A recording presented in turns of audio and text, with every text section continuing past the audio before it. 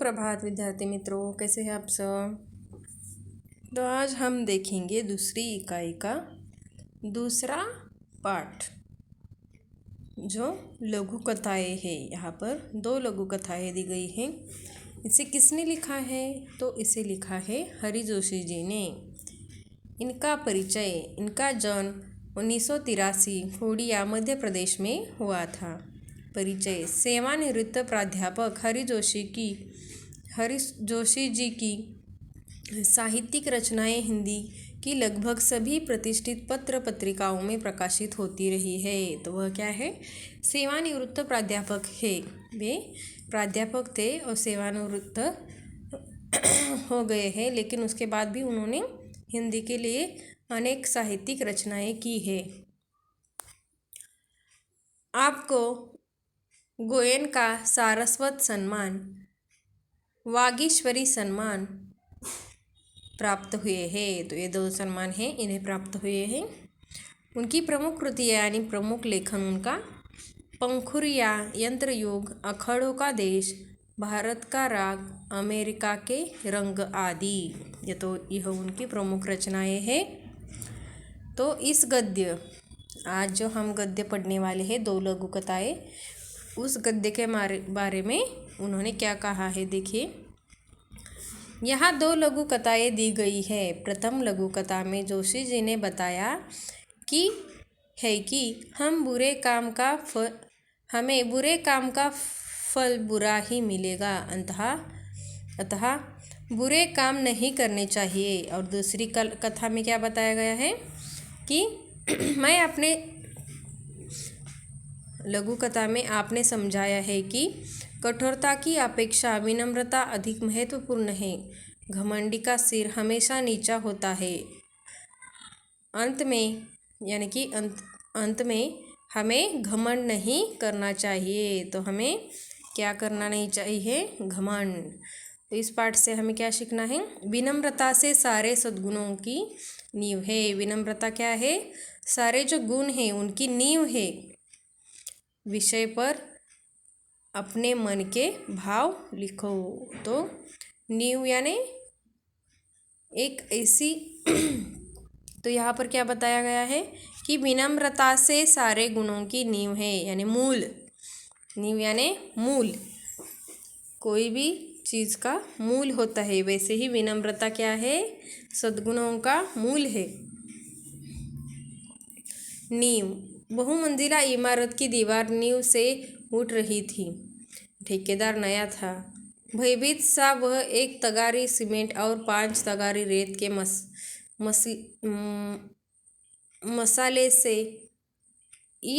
ईंटों की जुड़वाई करवा रहा था। अगले दिन अधिकारी महोदय आए।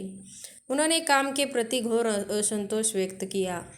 महोदय बोले, ऐसा काम करना हो तो कहीं और जाइए। तो यहाँ पर देखिए क्या हो रहा है? दीवार बन रही है, और किससे बन रही है? सीमेंट और तगारी की रेत, इन दोनों से मिलकर, ईंटों से मिलकर उनकी जुड़वाई करवाकर यहाँ पर दीवार बन रही है।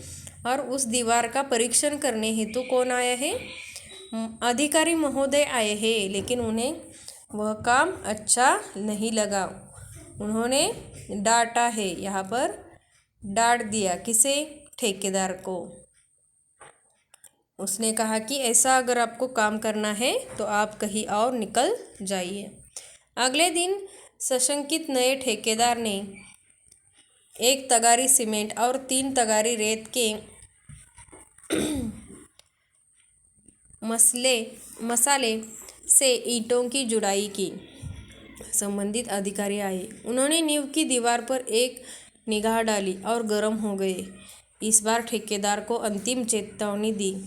यदि कल तक काम में पर्याप्त सुधार नहीं किया गया तो काम बंद करवा दिया जाएगा। तो उसने क्या कहा कि अगर आपने कल से काम ठीक नहीं किया तो आपका काम मैं क्या कर दूंगा? बंद करवा दूंगा। जब नए ठेकेदार की समझ में बात नहीं आई तो उसने एक अनुभवी ठेकेदार से इस समस्या पर उसकी सलाह चाही। तो देखिए, नया ठेकेदार था, नया है इसलिए वह अधिकारी से अधिकारी की जो सूचनाएं हैं उनका अच्छी तरह से पालन करता था।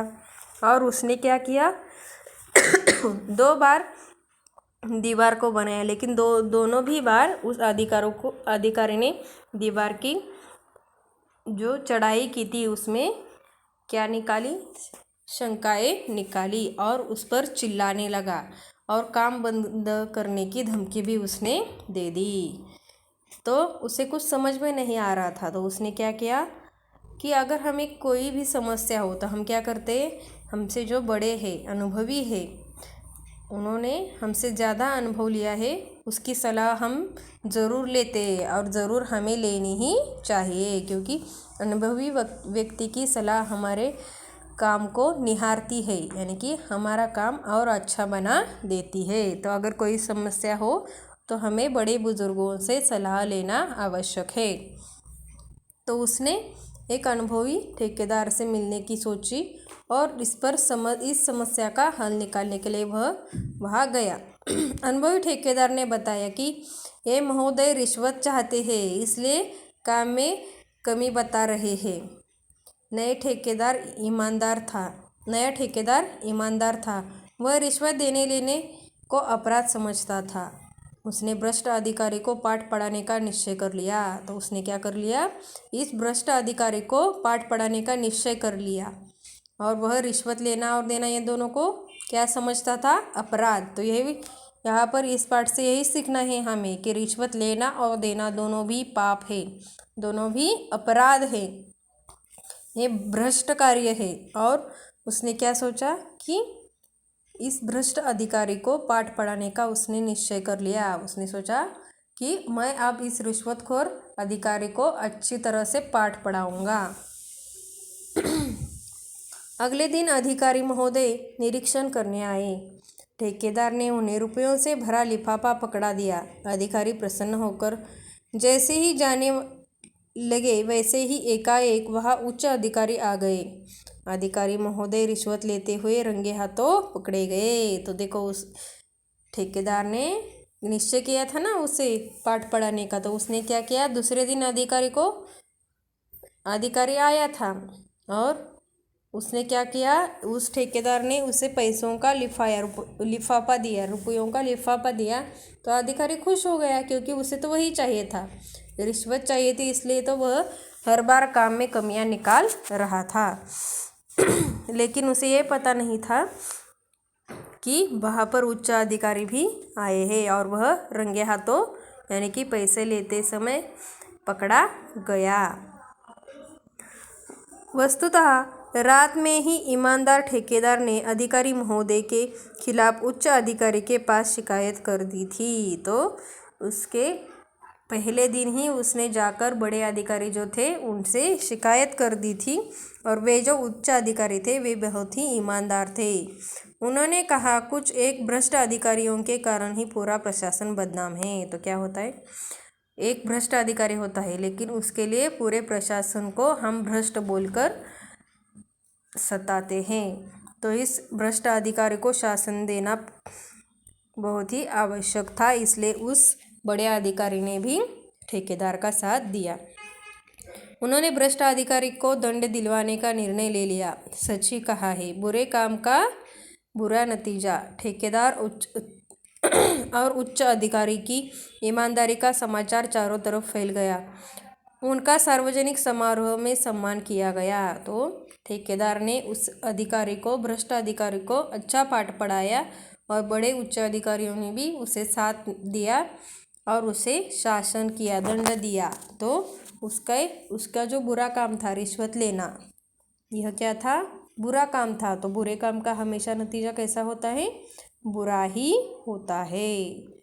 वस्तुतः हमें क्या करना नहीं चाहिए, बुरे काम बिल्कुल भी करने नहीं चाहिए, क्योंकि उसका नतीजा भी हमेशा बुरा ही होता है।